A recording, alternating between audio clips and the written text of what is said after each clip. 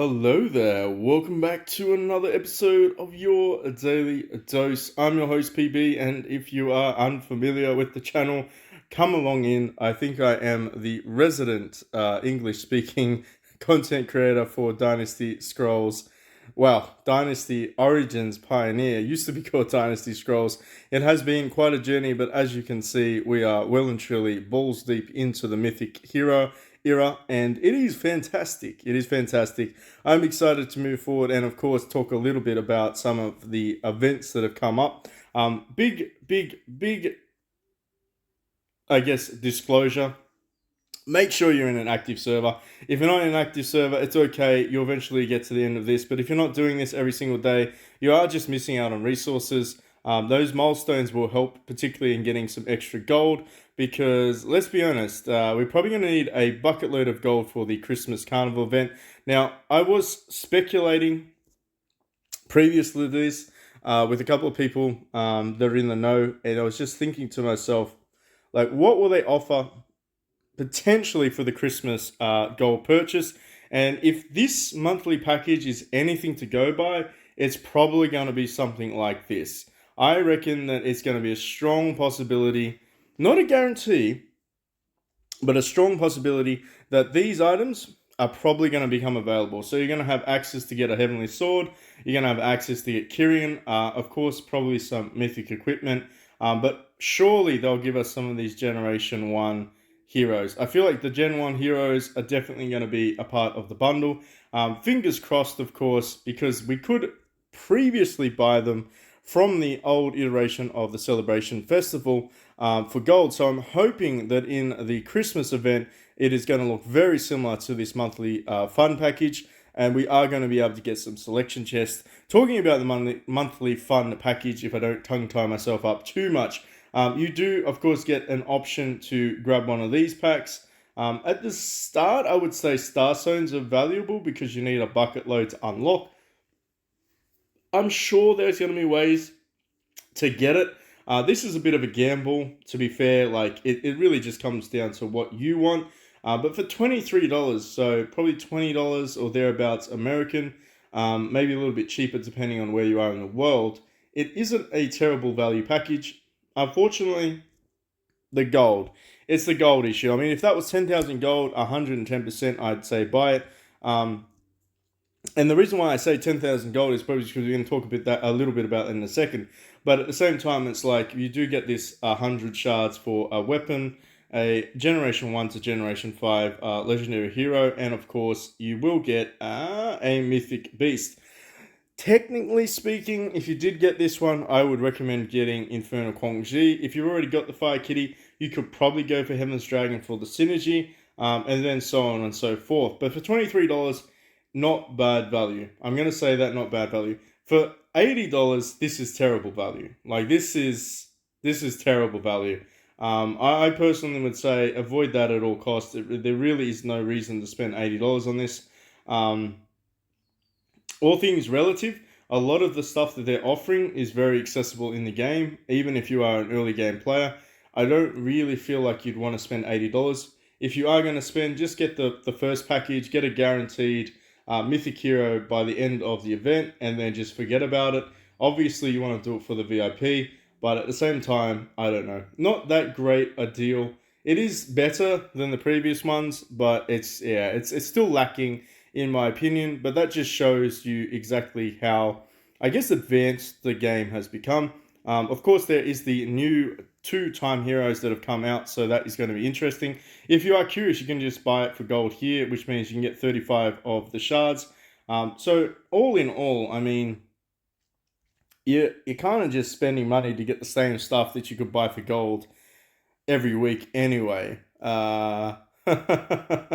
know what I mean? It's like, is it really good value? Yeah, no, not really. Not terribly good value, but it is what it is. But I will say this, though. If you are curious about what I was referring to by 12k gold, a lot of these packages will give you 12,000 gold. So you'll get actually 12k gold for the same amount of money. Of course, you do kind of get the crappy hero shards, but realistically speaking, I would be buying this one. I already did buy this one. It won't show me, will it? Oh, damn it. I think you get 60 or 50 of the selection chest there, and I think you get 12k gold. So I did buy I did buy these ones, 12k gold and 50 shards. Oh, 21k gold, sorry, 21k gold. That's actually super duper worth it in my opinion. Particularly with the event coming up for those that are curious, the Christmas time shop event, you kind of want to save up for those ones. Billionaire, do I want to do any of these tokens? What am I currently ranked on the board? Fourth. I mean, it'd be rude not to at least roll a couple of these dice. Let's see if we actually get anything. I really don't know what I'm rolling for. I want to finish off Thunder Pony. I want to get Thunder Pony to 4-star and then be done with it, which is fine. I mean, all things aside, I probably didn't have to roll this time, but I had an itchy finger, and my other accounts have like 200 or 300 of them all saved up.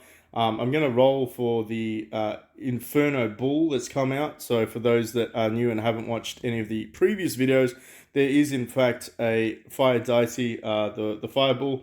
So I have been saving on a couple of the other accounts so that I can drop a couple of hundred and hopefully get some big rolls and test them out, particularly on Yawning Way, which should be close to 100 billion. I think I have enough stuff in the bag to make it 100 billion, or probably even 120 billion by this stage. Let's be honest, I've been hoarding for so long. But either way, enough distractions. Is there anything else we can roll? We got 2 more. Let's see if we get another one. Last one. And nope, but we're still fourth. So fourth is okay. Like I said, you kind of want to get around the 80 to the maximum reward. Anything below that, not so great. I'll take those 80 tokens and grab myself a 4-star. Yep, 4-star. Let me have a look. Yeah, 4-star Thunder Beast. So that's pretty much it in a nutshell. Now, everybody's probably wondering, like, PB, what's going on here? And I'm in the same boat, but at the same time, I'm like, well, it looks like Date has come to the end of the era, Hojo and Date. So, I mean, I do have selection chests for Hojo. I got caught out. But it's fine. At the end of the day, will these mythic heroes reappear? Probably not. Probably not for a very, very long time. So if you were, of course, building Date and any of the other ones like me, who's stuck with 51 shards of Hojo, I mean, I have enough to like 2-star Date. If I really wanted it for the index store, I guess I could do it. But at the same time, if you're in the same boat, I absolutely feel you. Look at this guy. I still got Sun Sin. Yi Sun Sin, I still got his shards just chilling in the bag and not being able to use it. Very, very frustrating. I believe that the tokens are different too. If I'm not mistaken, I don't think you can use the tokens for... crap, wrong button. You cannot use the second tier tokens. So if you had any first generation tokens for mythics, you cannot use them to summon out the second generation of mythics, which is fundamentally messed up. If anyone's curious, make sure you do the fire one first. That's all I'm going to say about that one. So you may have to go back into the video and look at what I was talking about there. But let's have a quick gaze at the indexes. Let's have a look at our hero index. Go all the way down here. By the way, we already know that the Generation 5s are out, but we're not going to talk about them in this video. I'll wait until they actually appear. A little bit of a hype train around that too, because obviously I want to test them out as I do the assessment. But yeah, this guy here, the king, is kind of... Well, I don't know if he's the king or if he's an iteration of the king, but at the same time, I feel like he's pretty damn strong. He does physical damage to front row enemies. He does extra damage to, I guess... I don't know why it just starts with that. It should just do like 454% damage to an enemy's front row and deals extra damage to a target, 50% chance to restore 2 extra rage. He kind of feels like a Shu hero, but at the same time, he's probably a little bit more advanced than that. Almost like an upgraded version of Garning. For those that are wondering, you probably would replace Garning with this guy if you are running Shu Nation. Physical damage enemies front row and triggers Buddhist persecution. Is that persecution? Yeah, interesting. This attack has 30% extra accuracy, quite nicely. The fewer targets that are there, the higher the damage, plus 25% damage per target less than maximum, so an up to 50% extra damage, because we all know that that's, you know, they could have just said it like that, but anyway. So you get 50% extra damage depending on how many targets are alive in the rows that you attack. Front or back row doesn't really matter. Basically, the less targets the more damage you do. Deals 10% more damage for each buff on self, more than the target's max 30%.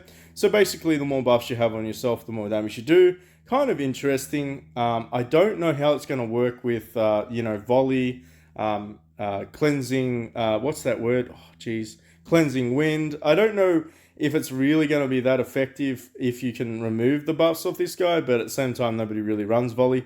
And all allies gain 20% damage increase in accuracy for 2 rounds. That's pretty good. Accuracy is good. Deals extra 1000% physical damage to target. During odd number round, remove 1 buff from target. During even number round, remove 2 buffs from self. Okay. Interesting.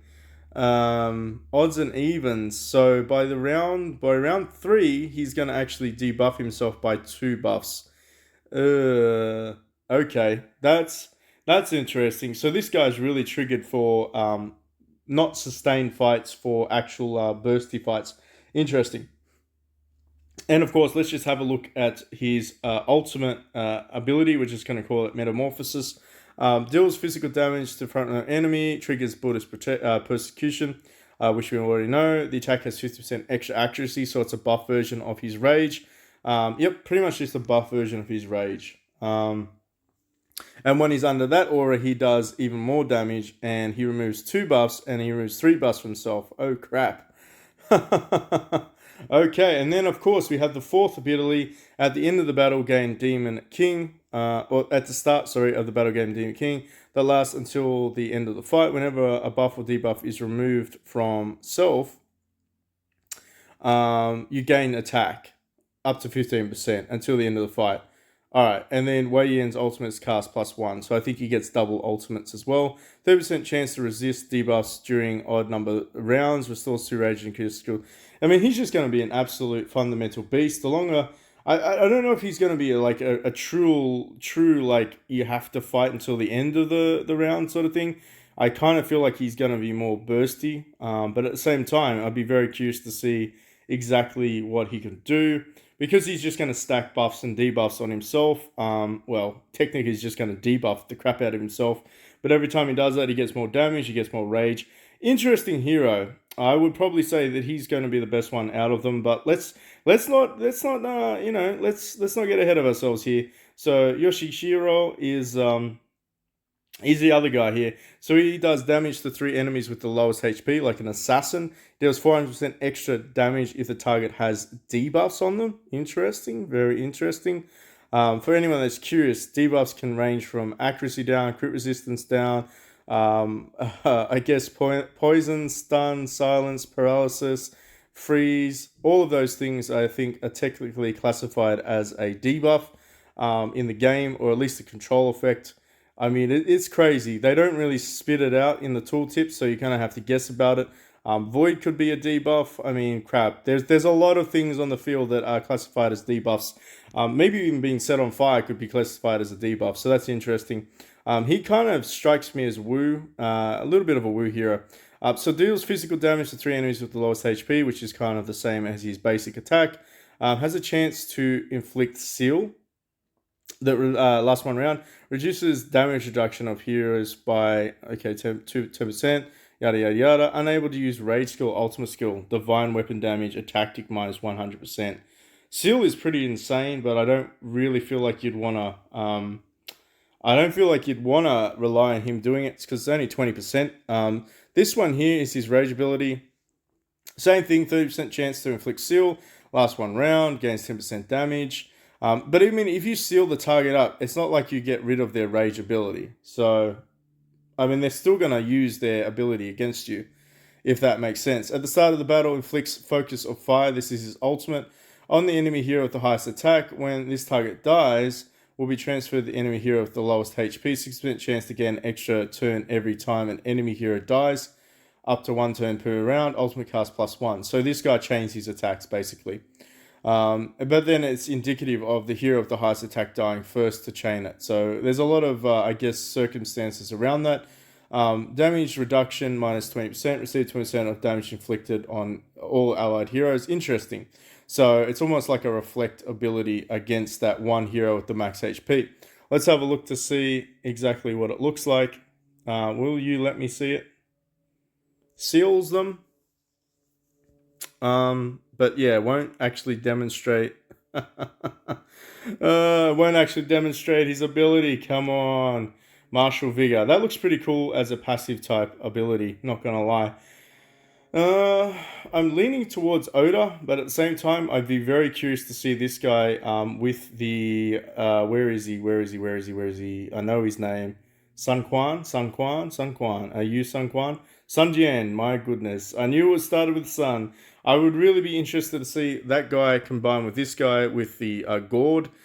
Purely because it looks like they would go very, very, very, very well together.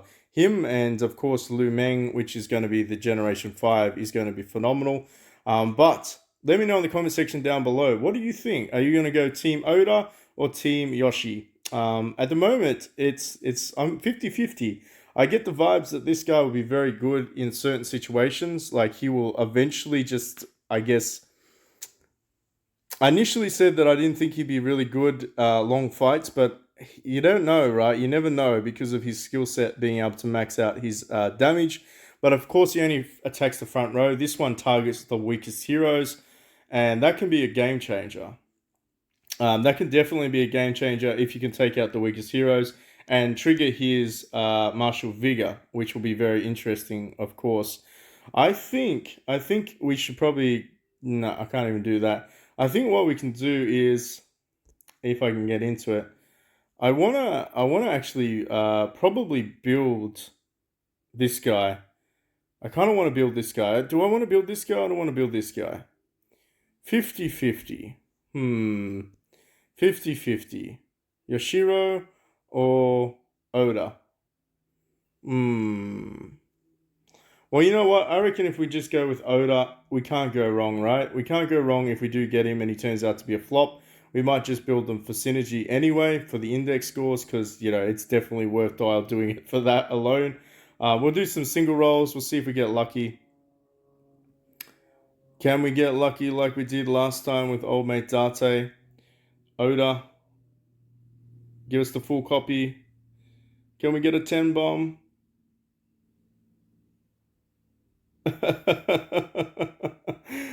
By the way, I think if they have the odds up there, it's going to be ridiculously low. No, they won't give me the odds.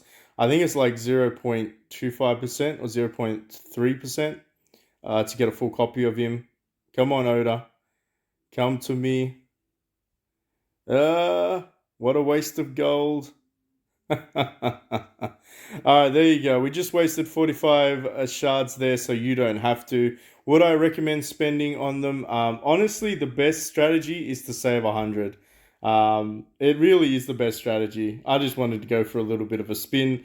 As you can see, Banana got one as well. But in my opinion, save for 100 if you are going to build these heroes. Just keep saving them up. Maybe wait for me to test them. I know that there will be some lovely, generous megalodons and whales and users in the community that will let me test out either of those heroes. So if that is you and you'd like me to showcase your account with those heroes active, let us know in the comment section down below. Hit us up on Facebook or Discord as well. We can have a chat about that. But I'm pretty sure I'll be able to access a couple of these mythic heroes so that we can showcase them. For those that are curious about whether or not they're worth investing in. Anyway, thank you so much for watching. If you stuck around to the end, let me know in the comment section below what you are waiting for or hoping for in the Christmas carnival. Do you reckon there'll be mythic tactics? Do you think that they're going to be generous? I'm curious to know. But until next time, I'll catch you in the next one.